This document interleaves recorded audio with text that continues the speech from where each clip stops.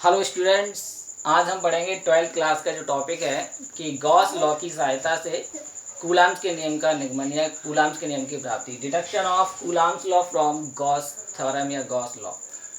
यहाँ पर हमने देखा कि हमारे पास एक आवेश है Q, एक आवेश Q है और इस Q आवेश से कुछ r दूरी पर कोई पॉइंट है जहाँ पर हमें कूलाम्स के नियम के अकॉर्डिंग अगर वहाँ कोई दूसरा आवेश ला कर रखें तो इस पर लगने वाला बल निकालना है, गॉस की सहायता से निकालना है। इसलिए हमने सबसे पहले इस P पॉइंट पर ये देखा कि जो हमारा पॉइंट P है, ये जो पॉइंट P है यहाँ पर विद्युत फ्लक्स कितना होगा। तो विद्युत फ्लक्स निकालने के लिए सबसे पहले हमें एक गॉसी पृष्ठ की कल्पना करनी पड़ती है। तो हमने माना कि हमारे पास एक गॉसी पृष्ठ है गोल, ये गॉसी पृष्ठ है जो इस बिंदु P से होकर जा रहा है, ये गॉसी पृष्ठ बंद है। अब हमें ये देखना है कि ये गॉसी पृष्ठ बंद है तो इससे निकलने वाला फ्लक्स कितना होगा। तो इस पॉइंट पर हम एक अल्पांश क्षेत्रफल ds की कल्पना करते हैं। तो ये ds कल्पना की और इसकी दिशा कहाँ होगी, तो इसको समझने के लिए आप इससे समझ सकते हैं कि हमारे पास ये एक गोल पृष्ठ है और इस गोल पृष्ठ पर हमने यहाँ पर एक छोटा सा ds क्षेत्रफल मान लिया, ये ds क्षेत्रफल है। अब इस ds की दिशा कहाँ होगी, तो हम जानते हैं क्षेत्रफल की जो दिशा होती है वो दिशा हमेशा क्षेत्रफल के लंबवत बाहर की ओर होती है। तो ds की जो दिशा है वो आपकी यहाँ होगी, जो ds की दिशा है वो बाहर होगी। इतना समझ में आ गया। अभी आवेश है Q, तो इस पॉइंट पर ds की जो क्षेत्रफल की दिशा है बाहर की ओर है, तो इस पॉइंट पर बनने वाले उत्पन्न होने वाले इलेक्ट्रिक फील्ड की दिशा जो गुजरेगा उसकी दिशा कहाँ होगी। तो देखिए ये जो इलेक्ट्रिक फील्ड है, तो हम ये कह सकते हैं कि इस क्षेत्रफल की दिशा और इलेक्ट्रिक फील्ड दोनों की दिशाएं कैसी हैं, एक दूसरे के एक ही दिशा में समान है।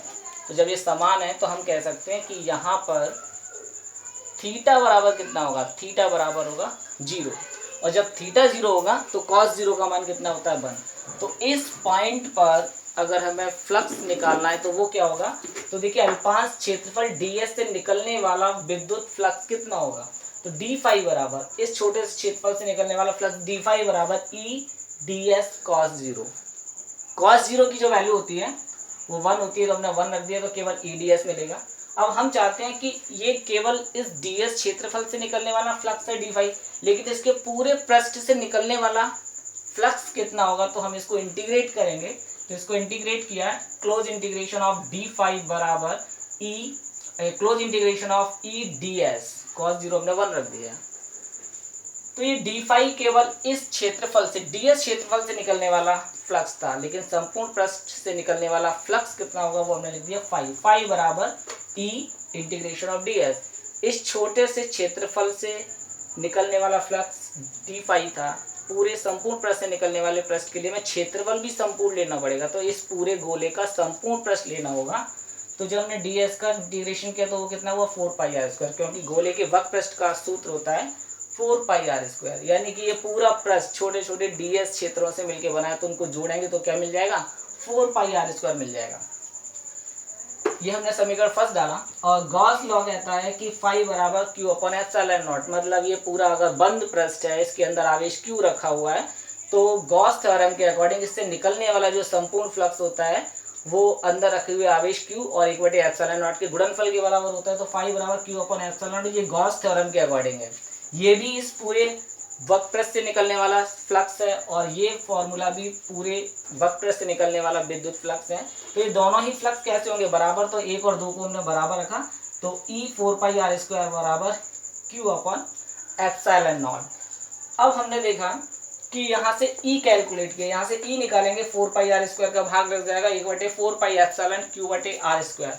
हम जानते हैं कि अब हमें कूलाम्स के नियम की उत्पत्ति या कूलाम्स का नियम प्राप्त करना है। तो यहाँ पर कूलाम्स का नियम दो आवेशों के बीच लगने वाले बल के लिए होता है। तो इस P पॉइंट पर अब हम एक परीक्षण आवेश लाकर देखते हैं। अगर हम एक परीक्षण आवेश Q को, एक हमारे पास Q नॉट एक परीक्षण आवेश है और इस परीक्षण आवेश को P बिंदु पर ला रहे हैं, तो जब हम इसको P बिंदु पर ला रहे हैं तो ये Q इस पर एक फोर्स लगाएगा। वो फोर्स क्या लगाएगा, तो हमने एक फॉर्मूला भी पढ़ा है जब हमने विद्युत क्षेत्र पढ़ा था E, तो E बराबर एफ अपॉन क्यू, एकांक क्षेत्रफल पर जो बल लगता है, एकांक परीक्षण धनावेश पर लगने वाले बल को ही हम क्या बोलते हैं विद्युत क्षेत्र। तो ये फॉर्मूले से हम F निकालें तो F बराबर क्या होगा, E इंटू क्यू नॉट। ये जो E है ये वैल्यू हमारे पास आ चुकी है, E की वैल्यू उठाकर हमें कहाँ रखनी है, E की जगह रखनी है। तो जब हम इसकी जगह वैल्यू रख देंगे तो E का मान समीकरण थर्ड में समीकरण थर्ड से रखने पर, तो जब हम ये वैल्यू रखेंगे तो यहाँ मिलेगा 1/4πε0 और Q/r² इंटू क्यू नॉट। तो ये फॉर्मूला गया F बराबर 1/4πε Q/r²। यही हमने पढ़ा है, दो आवेशों के बीच लगने वाला जो बल होता है कूलाम्स के नियम से, वो यही होता है। तो इस तरह से हमें कूलाम्स के नियम की प्राप्ति। मुझे उम्मीद है स्टूडेंट्स ये टॉपिक आपको समझ आया होगा, और अगर ये वीडियो आपको पसंद आई है तो आप इसे लाइक करें, शेयर करें, सब्सक्राइब करें और अपने कमेंट ज़रूर दें। ओके, धन्यवाद।